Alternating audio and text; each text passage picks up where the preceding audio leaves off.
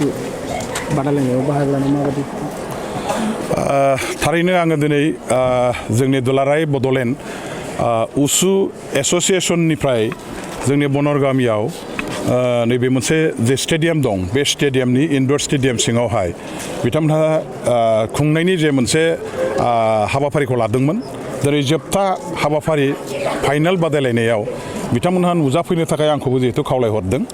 आरो आंबो जिहेतु जायगानिनो सासे मानसि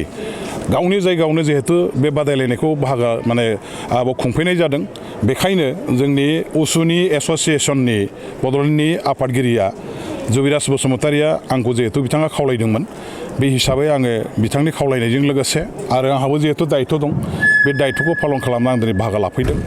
आरो आङो गोबाव सम जोंनि बादायारि गोरलै गोरलै गथ'फोरनिफ्राय आरम्भ खालामनानै बैसोगोराफोरनि जे बादायलायनाय गासैखौबो नायनानै आङो मोनसे बिराद माने गोसोआव रंजानाय मोन्दों बिराद फुर्ति मोन्दों गथ'फ्रा खुब मोजाङैनो गेलेदों आरो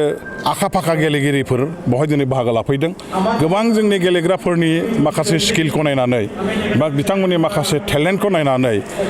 जोङो दिनैहाय जायफोर गथ'फ्रा गेलेबाय बे गेलेगिरिफोरनिफ्रायनो गोबाङा जोङो आरोबाव नेशनेल लेभेलसिम गेलेहैनाय बिनि उनाव नेशनेल लेभेलाव आरो देरहासार जानानै इन्टारनेशनेल लेभेलावबो गेलेहैनो हानाय बेबायदि माखासे भबिष्यतखौ आं नुदों दा बेवहाय जोंनि दिनैनि जे एस'सिएशनखौ दैदेननाय बड'लेण्ड उसु एस'सिएशननि आफादगिरि बिथां जुबिराज बसुमतारिया गोबां नाजागासिनो दङ आरोबाव बेखौ साबसिन खालामनो थाखाय आं मिथिदों थांनाय 5 बोसोराव बे उसु एस'सिएशना जोंनि सिगाङावहाय जेरैबायदि बिथांमोनहा जोनोम जाजेननायनिफ्राय गोबाव सम मोनसे सहाय सहजुगिता मदद एबा थुलुंगाखौ मोन्दोंमोन खिन्थु दिनैनिफ्राय 5 बोसोर सिगां थांनाय बे 5 बोसोराव जेबो सरकारि मदद मोनैयाव एसे बिथांमोनहा खमजरि जानानै थादों खिन्थु दानि गभर्नमेन्टआ आरो दानि जाय आफादगिरि जुबिराज बसुमतारि फंबाया गोबां मोनसे सेस्था खालामगासिनो दङ आरो सरकारनि सहाय सहजुगिताजों बे गेलेनायखौ गोख्रोंसिन खालामनो थाखाय बांसिनै जेरावबो जाहाथे जोङो गेलेनायनि माखासे सेन्टारफोर खुलिजोबनानै जोंनि गामि सिङाव थानाय जोंनिनो फिसाफोरखौ फंबाय बिनानावफोरखौ गेलेनो खाबुखौ जाहाथे होनो हायो बिनि माखासे बेबस्थाफोरखौ खालामनो नाजागासिनो दं आं बिथांखौ माने बे बिथिङाव नोजोर होनानै आवगायलांनो थाखाय खावलायगोन जे दाब दाब जायगायाव जोंहा गोबां बेबायदि सेन्टारफोर खुलिनानै होनांगौनि दरखार जादों कचिं सेन्टारफोर गेलेनायनि सेन्टारफोर आरो बेफ्रावनो जोङो गामि सिंनि गोबां जोंनि गेलेगिरि फिसा फिसौफ्रा जोंनि फंबाय बिनानावफ्रा ओंखारबोनानै गेलेफैनो हागोन गोजान जायगायाव थांनानै बिथांमोनहा सोरबा कचनि आन्दाराव थांनानै गेलेहैनो एसे आख' फाख' समनि आरो माखासे खाबुनि आंखालाव बेखौ हयथ' लानो हायियाव गोबां माखासे गेलेनो आखा फाखा गोहोगोरा बेबायदि जोंनि गथ'फ्रा गेलेनायनि खाबुखौ मोनाखै बेखायनो बांसिनै गेलेनायखौ पपुलाराइज खालामनो थाखाय आरो लार्ज स्केल बेवहाय पार्टिसिपेशनखौ जाहाथे जायो बेखौ नोजोर होनानै जोङो सेन्टारफोरखौ गोबां खालामनायनि दरखार दङ जोङो उसुल' नङा बड'लेण्ड ओनसोलाव दा जोङो टाइकान्ड'आनो होन काराटेआनो होन कुंफुआनो होन फ्राय जोंनाव बेबायदि माखासे गेलेनायनि माबाफ्रा क्लाबफ्रा बिथांमोनहा एस'सिएशनफ्रा गोबां मावगासिनो दङ आरो गोबां जायगायाव बाहागो लानानै देरहासारबो जाबोदों लोगोसे जोंहा आरोबाव जे माने पपुलारलि जायफोर जोङो दिनैहाय स्पर्ट्सफोर दङ जेरै फुटबल भलिबल एथलेटिक नानान धरननि गेलेनायावबो जोंनि बे बड'लेण्ड ओनसोला दिनै सारा आसामाव बुंनो थाङोबा 1 नम्बरावनो दङ आरो बेवहाय जोंनि बर' फिसाफ्रानो बांसिन गेलेग्राफ्रा खारन जोंनि बर' गथ'फोरनि देहा बोलो आरो माखासे माने माबाफ्रा स्किलफ्रा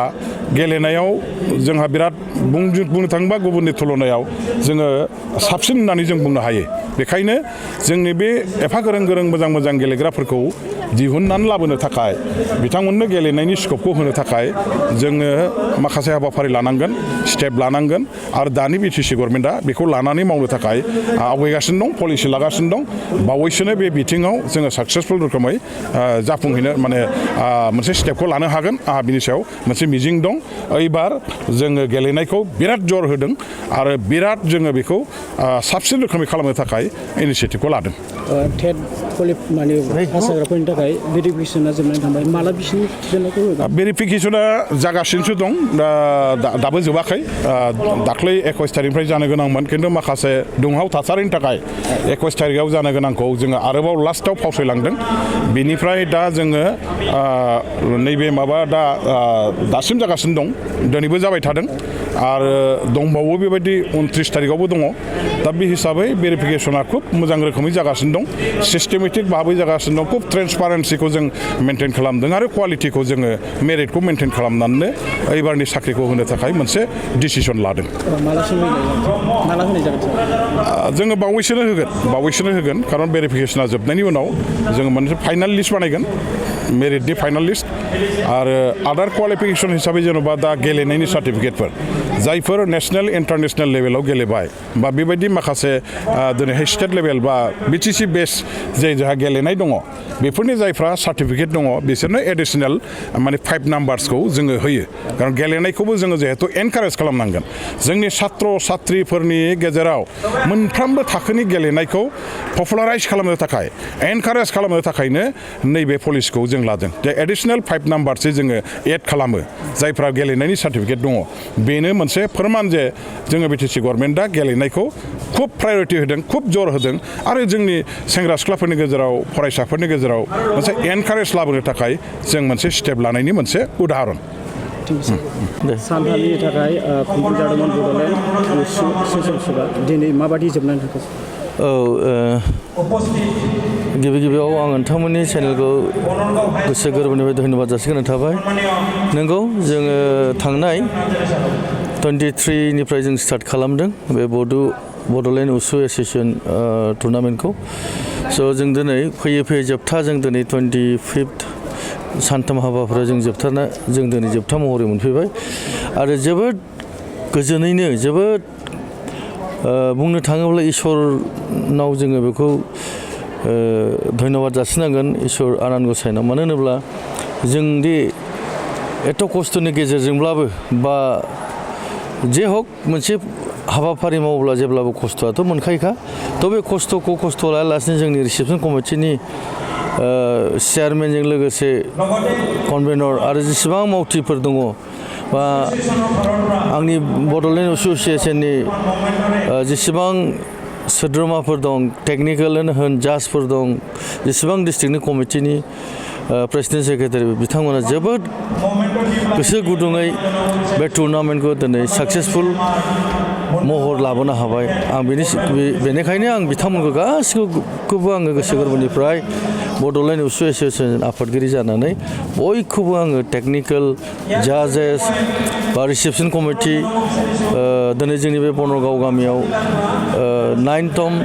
उसु एस'सिएशन बादायलायनायाव आं गासिखौबो आङो गोसो गोरबोनिफ्राय धन्यबाद जासिनाय थाबाय गेलेगिरिफोरा देरहासार जाबाय बिथांमोननो मा बिथांमोननो जों मोनसे ट्रफि होयो चेम्पियनशिपनि ट्रफि दं रानार्स आपनि ट्रफि दं थ' जाय मेडेल ओमफ्राय गासिबनिबो देरहासार जानायफोरनो मेडेल जों होजोबदों सिलभार ब्रन्ज एन्ड गल्ड मोनथाम मेडेल जों फारियै होनाय जादों उइथ सार्टिफिकेट थ' आं दिनै जोबोद गोजोननाय मोन्दों गावखौनो गाव आंनि आंगो गामियाव आंनि बे टुर्नामेन्टखौ दिनै मोनसे मोजां महराव जोबथा महराव जों मिनि खुसिनि जों फोजोबनो हाबाय आं गासिखौबो आंनि गामिनि जेसेबां बिब' बिनानाव बिदा फंबाय बेहाय बाहागो लादों गासिखौबो आइ आफा रायजो राजा नैबे बनर गामिनि बा खाग्राबारि गामिनि मोननै गामिनिफ्राय बे रिसेपसन कमिटियाव बिथांमोना जोबोद गोसो गुदुङै मावनानै बे प्रग्रामखौ दिनै साक्सेसफुल खालामनो हाबाय आं बिथांमोनखौबो गोसो गोरबोनिफ्राय गामिनि जानानै बे खाग्राबारि बनरगाव गामिनिखौ आं धन्यबाद जासियो